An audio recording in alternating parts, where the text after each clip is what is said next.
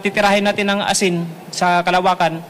Ang barko na may mga aparato na lulusaw sa bagyo. Sa dagat pa lang kung saan nag-uumpisa ang bagyo, doon ay pahinain hanggang sa malusaw ang bagyo. Ito ay may counter blade pan upang pukontrahin ang spin o ikot ng bagyo. Meron din itong nakasaboy na yelo upang palamigin ang temperatura o init ng tubig sa karagatan. Meron din itong nakasaboy na asin o sa himpapawid o cloud seeding upang mabuo ang ulap, at pag nabuo ng ulap ay titirahin ito ng laser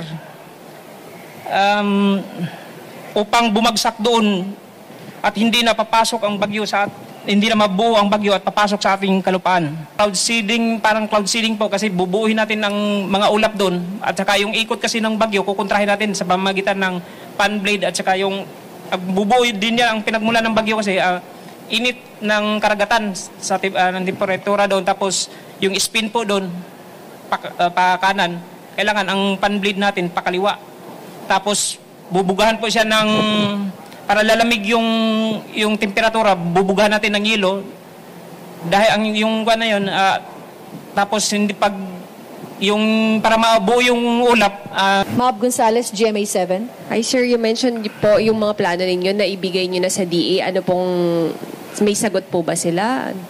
Hindi lang sa DA ito nabigay ko na rin ito sa NAIA, National Irrigation Administration, DA, sa mga mayor at gobernador ng aming lugar. Ngunit ang sagot nila ay yung iba walang budget, yung iba walang pansin. Kaya napilitan akong tumakbong kapitan upang doon sana umpisahan ang aking proyekto na kaloob ng Diyos. Ngunit bigo akong manalo. Mas marami, kunti lang ang aking nakuhang boto dahil ultimo pamilya ko ay hindi ako binoto dahil sa aming reliyon. 10 lang yata nakuha kong boto nun. Mas marami pa yata ang mga naibigay kong solar lights sa mga bahay at saka sa waiting shed. Kaya ngayon subukan ko ulit sa Senado. Titirahin natin ng asin sa kalawakan. Tapos pag nabuo na yung mga ulap, i-rain breaker po yun para babagsak doon ang ulan. Wala na, hihina na po yun hihina na ang bagyo.